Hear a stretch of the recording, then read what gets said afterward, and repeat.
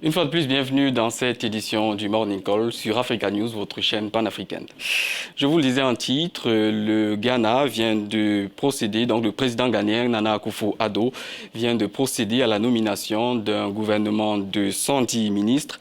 Cette équipe ministérielle que l'opposition notamment qualifie de pléthorique a été élargie suite à de nouvelles nominations le 15 mars dernier. L'exécutif est ainsi composé de 40 ministres, 50 ministres délégués et 20 ministres régionaux, dont des suppléants. Un leader de l'opposition a accusé le président Nana Akufo-Addo, je cite, d'avoir enfreint les règles et lois du pays dans la nomination des ministres d'État et la création des ministères. Sur son compte Twitter et à la télévision nationale, le Nana Akufo-Addo, le nouveau dirigeant ghanéen donc, a justifié ce gouvernement record dans l'histoire du pays par la volonté de redressement de l'économie nationale. Tout à fait, Stéphane, et le président Akufo-Addo a répondu à ses adversaires en qualifiant ces nominations d'investissement nécessaires pour la transformation rapide du pays, ajoutant que la tâche serait ardue pour les ministres. Beaucoup ont critiqué la décision du président, interprétée comme une trahison de confiance après ses promesses de campagne, selon lesquelles il assurerait un gouvernement prudent et efficace.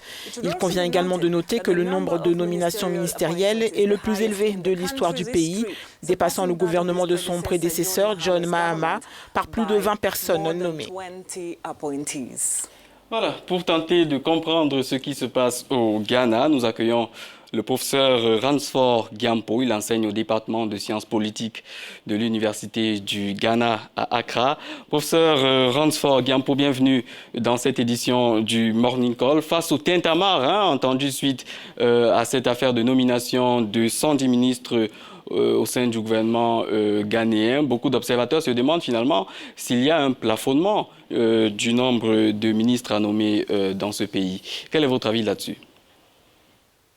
Eh bien, la Constitution le charge de nommer des ministres, de former une équipe gouvernementale pour l'aider à mettre son programme en application. Malheureusement, notre Constitution ne fixe pas de limite sur le nombre de personnes qui peuvent être nommées, mais il est évident que la taille du gouvernement actuel est inédite.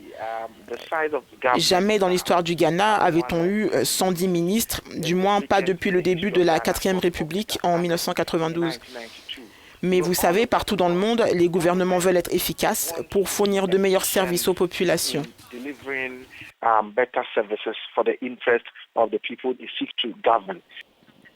Voilà, vous parliez à l'instant d'efficacité. On sait que pour l'opposition notamment, ce gouvernement va coûter cher aux contribuables ghanéens. Mais le président Nana Akufo-Addo estime qu'il s'agit avant tout d'une question de compétences. L'efficacité ne consiste pas à utiliser des ressources humaines énormes pour être plus efficace. Il faut considérer que ce que cela coûte juste un seul ministre. Selon mes propres calculs, un ministre reçoit 16 000 cédis par mois. Mais si vous regardez les autres avantages de service, les véhicules qu'ils utilisent, les loisirs, le logement, les factures médicales et tous les autres bonus offerts à un ministre en fonction, le coût d'un ministre varie sensiblement entre 100 000 et 150 000 cédis par mois. Et si vous multipliez ce chiffre par le nombre, alors ce qui se passe, c'est que le gouvernement devra faire tout ce qui est en son pouvoir pour mobiliser des ressources qui seront malheureusement englouties par les personnes nommées.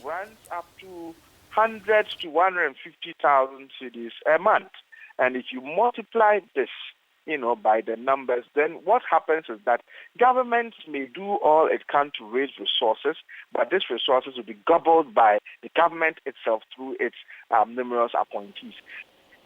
Voilà, je rappelle à toutes fins utiles que 150 000 cédis, c'est environ 34 000 dollars. Alors le président Nana Akufo-Addo dit être conscient des préoccupations des populations concernant donc les coûts imputables à ces nominations, mais il estime néanmoins qu'il a besoin de gens capables pour régler les problèmes auxquels il est confronté.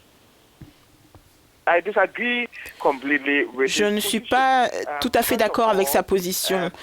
Vous me dites que ces ministres vont travailler, alors Quels sont les fonctionnaires qui constituent le mécanisme administratif de l'État? Que feront-ils? Que savent les politiciens qu'ils n'apprennent pas du fonctionnaire? D'accord, vous nommez un politicien pour aller diriger le ministère de la Défense et vous n'êtes pas soldat. Que savez-vous? Quelle politique pouvez-vous formuler en ce sens? Aucun ministre ne formule de politique à l'égard d'un secteur quelconque. C'est le travail des fonctionnaires de le faire et la nomination d'autant de ministres est une tentative de créer une autre fonction publique qui fonctionnera parallèlement à la fonction publique déjà existante.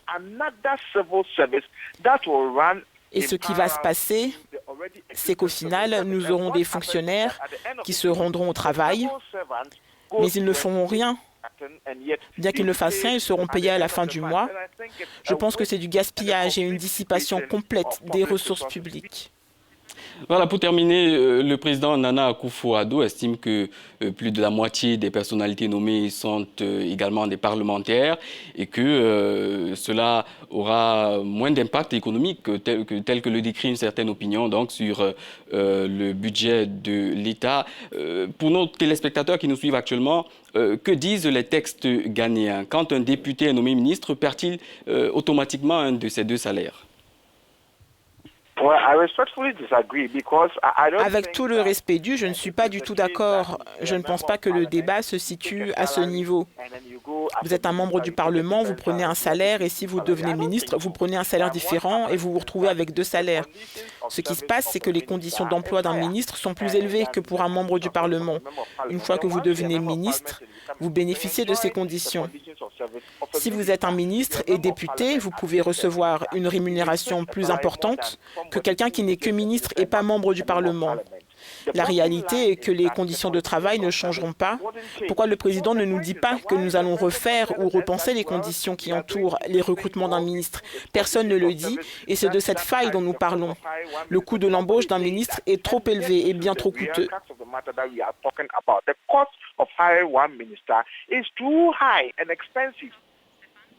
Voilà, c'était le professeur Ransford Gyampo. Je rappelle qu'il enseigne au département de sciences politiques de l'Université du Ghana à Accra.